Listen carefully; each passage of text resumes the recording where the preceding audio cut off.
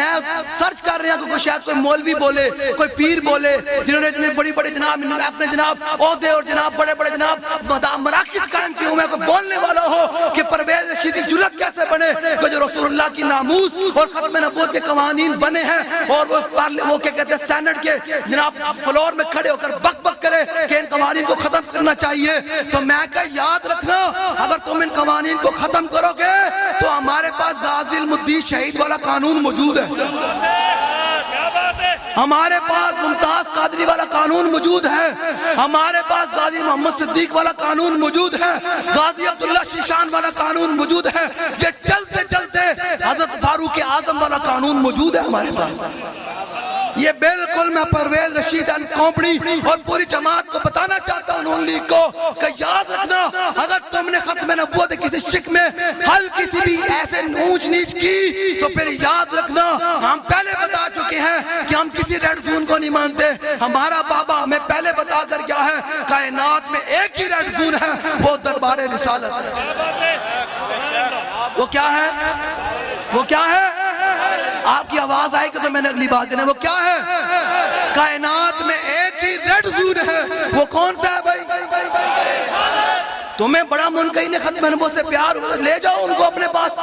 اپنے گھروں میں لے جاؤ. یہ پاکستان منکرین ختم نبوت کے لئے تو نہیں بنا. علامہ فضل خیر آبادی, علامہ احمد اللہ شاہ مدراسی, علامہ عنایت احمد کاکوروی, ان بزرگوں نے جو قربانیاں دی وہ کیا اس لیے دی تھی کہ یہاں سینٹ کے فلور پر کھڑے ہو کر ایک چوڑا قسم کا وزیر کھڑے ہو کر وہ منکرین ختم نبوت کی حمایت کرے. تو یاد رکھنا وہ مولوی پیر اور ہیں تمہارے ٹکڑوں پر پل پڑھ کر تمہارے سامنے من من کرتے ہیں, ہم پتہ کون ہیں, مر ہی جاؤں جو اس در سے جاؤں دو قدم, کیا بچے بیمار غم قرب مسیحا چھوڑ کر, سوئے جنت کون جائے دشت طیبہ چھوڑ کر, سیر گلشن کون دیکھے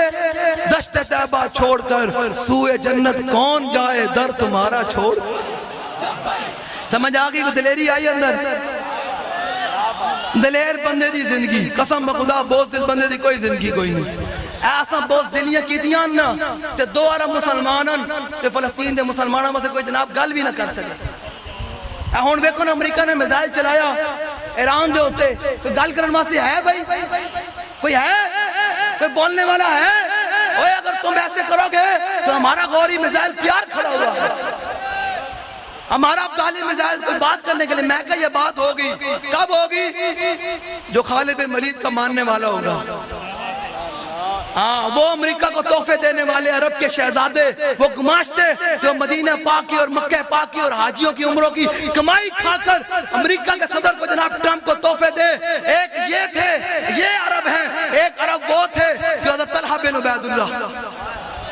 اسلام کے اندر وہ بھی عرب تھے, طلحہ بن عبید اللہ کہتے ہیں میں مقام عہد میں کھڑا ہوں, میں نے ڈھال پکڑی ہوئی ہے, تیر آ رہے ہیں, 3000 کا لشکر کھڑا ہے, ہم صحابہ 700 تھے, 1000 کا لشکر تھا, 300 مقام شوق سے واپس ہو گئے. منافق کا کام ہی یہی ہوتا ہے, اوکے ویلے نس جانا. یہ پرانی رہتے ہوئے لبیک دے اوکے ویلے ہوئے کبھی میرے لبیک نہ تعلق کوئی نہیں, سمجھو یہ اس نسل کوئی ہے. جڑا کبھی جناب گل ہی کیڑی ہے جیل کی بگائے, ہم تو